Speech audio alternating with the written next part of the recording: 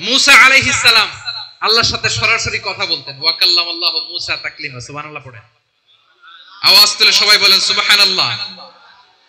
এখন বনি ইসরাইল হচ্ছে পৃথিবীর সবচেয়ে গোয়ার জাতি।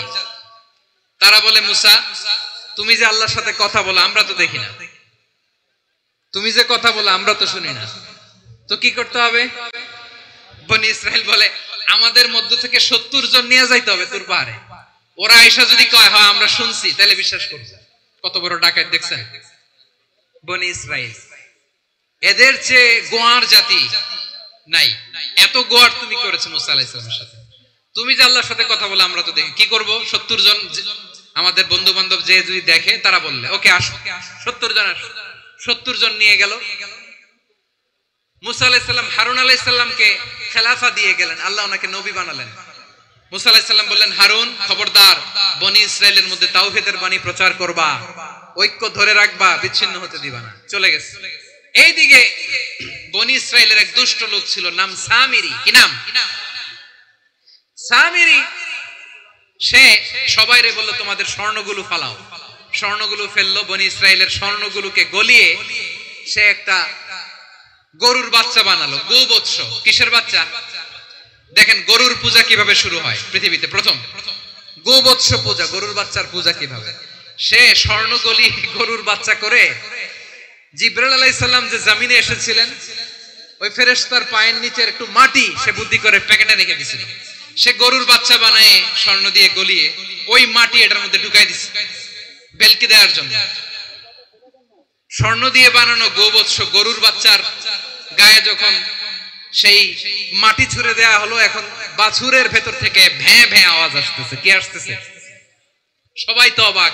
সামিরি বলে, আরে তোমরা যে 70 জন দিয়ে মুসা আলাইহিস সালামরে পাঠাইছো ওইদিকে, এ তো ঘুরতেছে, আল্লাহরে খুঁজে পায় না, আল্লাহ তো এটার ভিতরে ঢুকছে। নাউজুবিল্লাহ বলবেন না? তোমরা যে 70 জন দিয়ে পাঠাইলা, 70 জন নিয়ে মুসা আলাইহিস সালাম খালি ঘুরতেছে, আল্লাহরে পায় না। পাবে কেমনে? আল্লাহ তো নাউজুবিল্লাহ এটার ভিতরে। সিজদা দাও। এই সিজদা দিয়ে গেল। আল্লাহর নবী হারুন আলাইহিস সালাম বললেন, খবরদার এটা সুস্পষ্ট শিরক। আল্লাহ সব গুনাহ maaf করে, শিরকের গুনাহ maaf করে না। খবরদার তোমরা থামো। কে শুনে কার কথা? এই যে যেমন এখন আমরা, আপনারা আমার কথা শুনতেছেন না? শুনতেছেন? হারুন আলাইহিস সালাম বললেন, খবরদার এই শিরকি কাজে তোমরা সংযুক্ত হয়ো না। তোমাদেরকে কি মনে নাই আমার ভাই মুসা আলাইহিস সালাম কি বলছে? আল্লাহ শিরক maaf করে না। খবরদার শিরক করো না, আল্লাহরে ভয় করো। হারুন আলাইহিস সালাম তাদেরকে বুঝালেন, শিরক করো না, আল্লাহরে ভয় করো। শুধু এতটুকুই তিনি বুঝালেন, দাওয়াতি কাজ পালন করলেন, কিন্তু প্রতিরোধ করেন নাই, সশস্ত্র সংগ্রামে লিপ্ত হন নাই, বাধা দেন নাই। কারণ গৃহযুদ্ধ বেঁধে যেতে পারে। উনি ভাবলেন, আমি যদি আমার বাহিনী নিয়ে দাওয়াত দেওয়ার সাথে সাথে প্রতিরোধ করি, আক্রমণ করি, ওরাও আমারে আক্রমণ করবে, ব্লাডশিড হবে, রক্তপাত। এমন অবস্থা হবে বনি ইসরাইলের মধ্যে যেটা হয়তো আমার ভাই মুসাও কন্ট্রোল করতে পারবে না। সুবহানাল্লাহ কইবেন না? এক একজন নবীকে আল্লাহ তাআলা কি ইন্টেলেক্ট দিয়ে পাঠিয়েছেন।